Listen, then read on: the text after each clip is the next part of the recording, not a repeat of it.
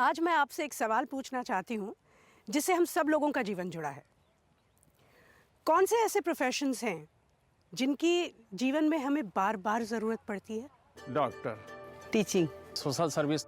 मैं फिर से पूछती हूँ, ज़रा सोच के बताइए, कौन सा ऐसा प्रोफेशन है जिससे विश्व के हर व्यक्ति का जीवन जुड़ा हुआ है? Politics, media, oxygen. चलिए मैं दूसरी तरह से पूछती हूँ, वो कौन सा ऐसा प्रोफेशन है नहीं जी सकते? फिल्म इंडस्ट्रीज है, उसके बगैर तो आज के जीना मुश्किल है। WhatsApp, Twitter, Facebook. अब मैं क्या कहूँ, हाथ कंगन को आरसी क्या। इस पृथ्वी पर एक ही ऐसी चीज है जिससे हर व्यक्ति, हर जीवन जुड़ा है, और वो है कृषि। हमारी रोजमर्रा की जिंदगी में हमें डॉक्टर्स, लॉयर्स, इंजीनियर्स की कभी कभी जरूरत पड़ती है, लेकिन जिसकी हमें हर दिन, हर पल जरूरत पड़ती है वो है किसान। देखिए, आप सुबह उठते हैं, आप चाय या कॉफ़ी पीते हैं, इन दोनों की भी तो खेती होती है। साथ ही आप बिस्किट खाते हैं, मतलब दूध, शक्कर, मैदा, फिर से खेती। आप सुबह बिस्तर से उठते हैं तो आपका जो बिस्तर है कॉयर का है, खेती। और आपकी जो चाय वो कॉटन की है शायद, भाई कॉटन की भी तो खेती होती है। और आपके सिरहाने रखा वो टेबल लैम्प, उसका लैम्प शेड जूट का है ना। नहाते हुए आप जो भी साबुन इस्तेमाल करते हैं, नीम, एलोवेरा, फ्लोरल या जो भी टूथपेस्ट या शैम्पू, इस सब का रॉ मटेरियल कृषि से ही तो आता है। और ट्रैवल करते हुए आपने बड़े बड़े वेयर हाउसेस देखे होंगे, या तो डैम्स, कनाल्स और ये बड़ी बड़ी फैक्ट्रीज। इन सब में इस्तेमाल होने वाला रॉ मटेरियल एग्रीकल्चर। और रात को दूर आसमान में वो चमकता हुआ तारा जब आप देखते हैं, वो दरअसल तारा नहीं बल्कि एक सैटेलाइट है, और वो भी इस एग्रीकल्चर के नेटवर्क का एक हिस्सा है। तो ज़मीन में दबे बीज से लेके आसमान में सैटेलाइट तक हमारा जीवन पूरी तरह से कृषि से घिरा हुआ है। कृषि एक वैदिक शब्द कृषि से निकला हुआ है, जिसका अर्थ है जमीन जोतने की क्रिया। जब विश्व में बाकी और सभ्यताएं बसी भी नहीं थी, तब भारत कृषि में एक अग्रणी सभ्यता थी। इतना ही नहीं, बल्कि भारत में कृषि से रिलेटेड इन्वेंशंस, डिस्कवरीज और रिसर्च हुआ, जिसने पूरे विश्व को कृषि का ज्ञान दिया। रामायण और महाभारत के वक्त से लेकर इंडस वैली के वक्त तक हमारी कृषि काफी विकसित हो चुकी थी। बीज बोने का सही समय, मिट्टी को फर्टाइल रखने के लिए क्रॉप रोटेशन, सिंचाई के लिए नालियां बनाना, ये सब तभी इजाद हुआ। कृषि पराशर ग्रंथ, जिससे हम आज तक कृषि सीखते हैं, इसी समय लिखा गया था। अथर्ववेद में कृषि को मानव का दर्जा दिया गया है, इसलिए हम इस धरती को अपनी माँ कहते हैं और बड़े ही गर्व से इस जमीन को भारत माता कहते हैं। जब पूरी दुनिया जानवर के खाल के कपड़े पहन रही थी, तब भारत ने कपास यानी कॉटन के कपड़े बनाना शुरू किया। और क्या आपको पता है कि इरिगेशन में भी भारत सबसे आगे था? फर्स्ट सेंचुरी यानी पहली शताब्दी में कावेरी नदी पर बना कलानी डैम आज 2000 साल बाद भी वर्किंग कंडीशन में है। इसी दौरान हमारे मसाले पूरे विश्व में प्रसिद्ध होने लगे। रोमन एम्पायर के साथ हमारा विदेशी व्यापार शुरू हुआ। सी ट्रेड की वजह से हमारे प्रोडक्ट्स लगभग तमाम विश्व में निर्यात होने लगे। और इसके बाद कई सदियों तक कृषि ज्ञान और तकनीक का धनी भारत धीरे धीरे सोने की चिड़िया बन गया। और सोने की चिड़िया को किसी न किसी की नजर तो लगनी ही थी। मुगलों के आने के बाद आबादी बहुत तेजी से बढ़ने लगी, और दूसरी तरफ अनाज कम पैदा होने लगा, और उसकी जगह कैश क्रॉप्स जैसे कॉटन, ओपियम, नील, इसकी पैदावार बढ़ा दी गई। मुगलों ने 1/3 फसल कर मतलब टैक्स के रूप में लेना शुरू किया। एक तरफ फसल कम हो रही थी और दूसरी तरफ किसानों की हालत खराब हो रही थी। भारतीय कृषि पर लगा ये ग्रहण और गहरा हुआ अंग्रेजों के राज में, जब 1793 में गवर्नर जनरल लॉर्ड कॉर्नवालिस ने जमींदारी को अधिकृत कर दिया। सारा पैसा रईसों के पास चला गया, और भारत को सोने की चिड़िया बनाने वाला किसान आखिरी पायदान पर आकर सबसे कमजोर हो गया। अंग्रेजों ने नील की खेती यानी इंडिगो फार्मिंग पर जोर दिया। इसके कारण अनाज कम उगने लगा, जमीन बंजर होने लगी, भूखमरी और किसानों में अभाव, ये हमारे देश में कृषि का स्वरूप हो गया। आज़ादी के बाद पार्टीशन और 3 युद्धों ने हमारे अर्थव्यवस्था की कमर तोड़ दी। सब तरफ निराशा और अंधकार था। श्री अरबिंदो ने कहा है कि भारत जब जब नीचे गिरता है तब तब उतना ही ऊंचा उठने की क्षमता रखता है। तो इस अंधकार में रोशनी का दीपक बनकर आए हमारे दूरदर्शी प्रधानमंत्री श्री लाल बहादुर शास्त्री। उन्होंने समस्त भारतवासियों को अपील की कि हफ्ते में 1 दिन का व्रत रखें। अपने दिल्ली के पीएम हाउस में उन्होंने खेती की और कौन सा नारा दिया? जय जवान जय किसान। करेक्ट। और ग्रीन रेवोल्यूशन के बीज बोए। इस क्रांति का नेतृत्व किया एक और महापुरुष और भारतीय कृषि के पितामह पद्म विभूषण डॉक्टर एम.एस. स्वामीनाथन ने। 1960 के दशक में विश्व कह रहा था कि भारतीय लोग बूचड़ खाने की भेड़ बकरियों की तरह भूखे मरेंगे, क्योंकि उनके पास खाने के लिए अनाज नहीं होगा। ग्रीन रिवॉल्यूशन कृषि का एक ऐसा टेक्नोलॉजिकल ट्रांसफॉर्मेशन है जिसने कृषि के प्रति हमारा सारा रवैया बदल दिया। ये 3 मुख्य कारणों से संभव हुआ: साइंटिस्ट्स, पॉलिटिकल लीडर्स और हमारे किसान। मैंने उस समय 500 डेमोन्स्ट्रेशन करने के लिए सरकार से इजाजत मांगी थी, क्योंकि मैंने पौधों का आर्किटेक्चर बदल दिया था। एक नए किस्म का पौधा डिजाइन किया, एक नए किस्म की गेहूं, एक नए किस्म का चावल डिजाइन किया।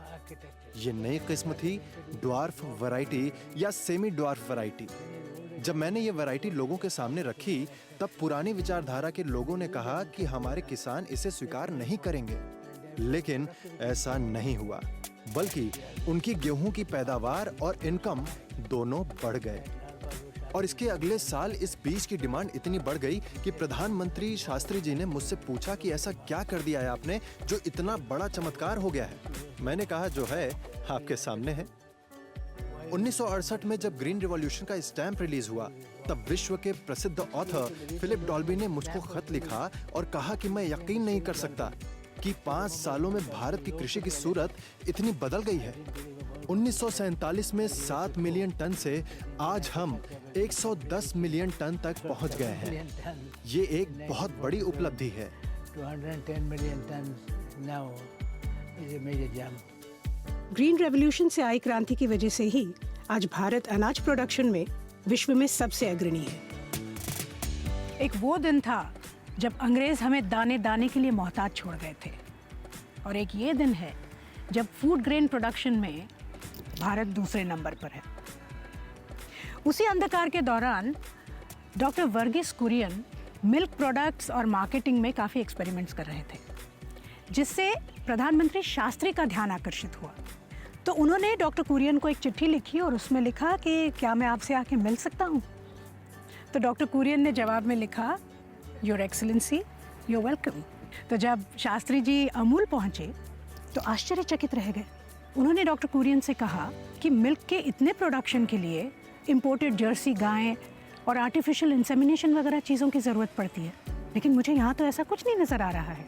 तब डॉक्टर कुरियन ने उन्हें बताया कि वो किस तरह गांव-गांव में जाकर कोऑपरेटिव मूव मिल्क प्रोडक्शन और मार्केटिंग में प्रभावित होकर शास्त्री जी ने उन्हें का पूरा अलग अलग लेवल पर infrastructure, machine, irrigation techniques, alternative power, facilities, transport connectivity, financials तक और एजुकेशनल इंस्टीट्यूशन से लेकर रिसर्च इंस्टीट्यूट्स तक सब कृषि में व्यस्त हैं। एक वक्त था जब किसान गांव छोड़कर शहर जाया करते थे, लेकिन आज लोग विदेश छोड़कर गांव वापस आ रहे हैं। मैं आपको मिलवाती हूँ ऐसी एक महिला से जिन्होंने यूएस से इंजीनियरिंग की, उसके बाद IIM बैंगलोर से मास्टर्स की डिग्री ली, लेकिन इस सब के बाद आज वो छोटे किसानों के साथ कमाल का काम कर रही हैं। आइए मिलते हैं बैंगलोर की देवी मूर्ति से। एकदम से आपने कैसे रुक किया? तो एक्चुअली मुझे IIM बैंगलोर में बहुत सारे मेरे क्लासमेट्स जो थे वो एग्रीकल्चर बैकग्राउंड से थे, तो मेरे क्लासमेट्स ने मुझसे ऐसे पूछा कि आपके पास तो मशीनें वगैरह हैं, हमारे लिए कुछ बना दीजिए। बना के दिया, फिर उनको अच्छा लगा, फिर उनके नेबर्स आके बोले कि ये तो बहुत बढ़िया है, हमारे लिए भी बना दीजिए। बहुत सारे फार्मर्स जो है स्मॉल फार्मिंग करते हैं, तो ये हमारे लिए इंडिया में एक चैलेंज है कि इसमें इनका कोई फल शुरू किया हमने कमा किसान। ये लोअर लेवल पे है, ये हायर लेवल। फिर इसके अंदर जो है ये ड्रिप लाइन लगाई जाती है, तो ऊपर से ये मल्च शीट लगाया जाता है, फिर उसके अनेद बना के प्लांट्स लगाए। ये स्पेशली हमारे जैसे वाटर स्कैर्स कंट्री के लिए ऐसे वाले techniques are going to be helpful for the future generation. Mulching तकनीक का मैंने इस्तेमाल किया है। पहले 1 एकड़ में 2 गैलन पानी लगता था, अब सिर्फ 1 गैलन पानी लगता है। कम पानी में भी फसल ज्यादा होती है। आप लोग एज कमल किसान इसमें कैसे कंट्रीब्यूट कर रहे हैं? 1 एकड़ मल्चिंग लगाने के लिए आपको करीब 10 लोगों की ज़रूरत होती है, मैन्युअल लेबर। लेकिन हमारी जो मशीन होती है उससे क्या होता है, फार्मर को 2 लोग काफ़ी है और 2 घंटे में लगा लिया 1 एकड़। तो उसका सेविंग्स जो होता है करीब 3 से 4 हज़ार का जो लेबर कॉस्ट होता है उसको हमने घटाया है 600-800 रुपए के अंदर। ड्रिप इरिगेशन से सब बदल गया। पहले जितना पानी 1 एकड़ में लगता था, अब उतने पानी में 2 एकड़ जमीन हो जाती है और फसल भी अच्छी होती है। Wonderful, I wish you all the best. और आप जैसे लोग हमारे देश में हैं तो I think we are leaving the country in good hands. यहाँ से आगे के रास्ते में कठिनाइयाँ तो हैं, पर कोशिश जारी है। एक तरफ है सरकार की तमाम स्कीम्स, जैसे कि सॉइल हेल्थ कार्ड, पीएम फसल बीमा योजना, कृषि सिंचाई योजना, ई नाम ई रकम, जो किसानों को ग्राउंड लेवल पर मजबूत कर रहा है। और दूसरी तरफ है इसरो और सैटेलाइट टेक्नोलॉजी, जिसके जरिए आने वाले वक्त के लिए हम किसानों को मजबूत कर रहे हैं। अगर हमें अपनी लीडरशिप कायम रखनी है तो उसके लिए ज़रूरी है इनोवेशन, हमारी लीक से हटकर सोचने की क्षमता, जिसे हम जुगाड़। देश में लगभग 10 से 12 करोड़ किसान 31 मिलियन टन यूरिया का उपयोग करते हैं हर साल। तो इसके पीछे बड़ा भारी एक पैसा खर्च करती है भारत सरकार, क्योंकि यूरिया की जो प्रोडक्शन कॉस्ट है वो लगभग $250 है और उसकी जो सेलिंग कॉस्ट है वो लगभग $85 से $100 के बीच में होती है। तो ये जो डिफरेंशियल है ये लगभग 30 से 35 हज़ार करोड़ रुपया सब्सिडी हर वर्ष भारत सरकार किसानों के हित में, करोड़ों किसानों के हित में देती है। लेकिन इस डिफरेंशियल की वजह से यूरिया का भूतकाल में दुरुपयोग भी होता था, क्योंकि यूरिया सिर्फ चोरी होती थी। यूरिया सिर्फ खेत और खलिहान में यूज़ नहीं होती है, यूरिया उद्योगों में यूज़ होती है। हमारे देश में तो कुछ साल पहले तक लोग यूरिया को दूध मिलाते थे और वो यूरिया मिश्रित दूध पीने से लोग बीमार भी पड़ते थे, क्योंकि दूध गाढ़ा हो जाता था। नीम यूरिया जो दूसरे उपयोग होते थे उसके लिए बेकार हो गई। साथ में किसानों के लिए यूरिया का उपयोग बढ़ गया। पूरे नॉर्थ ईस्ट से लेकर और पंजाब तक सब स्टडीज़ कराई गई कि नीम कोटेड यूरिया के उपयोग की वजह से फसलों की जो प्रोडक्टिविटी है वो बढ़ गई। किसानों को और भी फायदा हुआ कि उनका जो पेस्टिसाइड का जो एक्सपेंडिचर होता था वो खर्चा कम हो गया लगभग 25%, क्योंकि नीम एक वंडर ट्री है। नीम एंटी पेस्टिसाइडल है, एंटी फंगल है। 31 मिलियन टन यूरिया, उसको अगर कोटिंग करना हम चाहते हैं तो 800 ग्राम प्रति टन के हिसाब से हमें लगभग 26,000 टन नीम ऑयल चाहिए। निबोली अगर इकट्ठी करनी है तो नीम का पेड़ यहाँ वहाँ हर जगह होता है, तो उसको इकट्ठा करने के लिए जीएनएफसी कंपनी में हमने गाँव में हजारों ऐसी शाखाएं खोली, इनमें हमने महिलाओं को बड़ी मुफ्त में जोड़ा और महिलाओं के माध्यम से ये निश्चय करा कि हमने नीम का तेल बना। उससे आज तक लगभग 5.5-6 लाख महिलाओं को 50 करोड़ रुपए की इनकम हुई। यूरिया पर नीम चढ़ाने से न सिर्फ यूरिया की चोरी रुकी, बल्कि वहाँ की महिलाओं के जीवन में क्या फर्क आया है, चलिए देखते हैं। वो जीएनएफसी वाले आए ना, तब से मुझे रेट अच्छा मिला और मैं मेरे बच्चों को पढ़ाने में, उसकी स्कूल की फी और घर के वो गैस लाई, टीवी लाया नया। जीवन में बहुत खुशियाँ लाई है जीएनएफसी, क्योंकि पहले हम जब लिम्बोड़ी का काम करते थे तो 1 पैक के रेट से बेचते थे और जीएनएफसी वाले मिले तब से 8-10 रुपये बिकने लगा है। मुझे तो बहुत गर्व हो रहा है कि मैं भी अपने घर में कुछ हूँ। मेरे पति मेरा कहा मानते हैं, सुनते हैं। मैं तो ऐसा करना चाहूँ जो मेरे जैसी कई औरतें हैं, सबको 11 महीने काम मिले। भारत की आज़ादी के तुरंत बाद कुछ एग्रीकल्चर एक्सपर्ट्स रोम में मिले और उन्होंने ये तय किया कि भारत को भुखमरी ही ख़त्म कर देगी। There's no hope for India। लेकिन उन्हें जानकर आज शायद दुख होगा कि भारत के पास न सिर्फ सरप्लस अनाज है, बल्कि विश्व के कई गरीब देशों की हम मदद भी करते हैं। हम उनके अन्नदाता हैं। भारत के कृषि की और सफलता की कहानी है। तो जो हमारा अन्नदाता है वो कहाँ होना चाहिए? किसान क्यों दुखी रहे? सूखा कहर हमारा किसान अकेले क्यों सहे? अगली बार प्रोडक्ट यूज करें और आपको अच्छा लगे तो एक बार सोचिए कि इसके पीछे कौन है।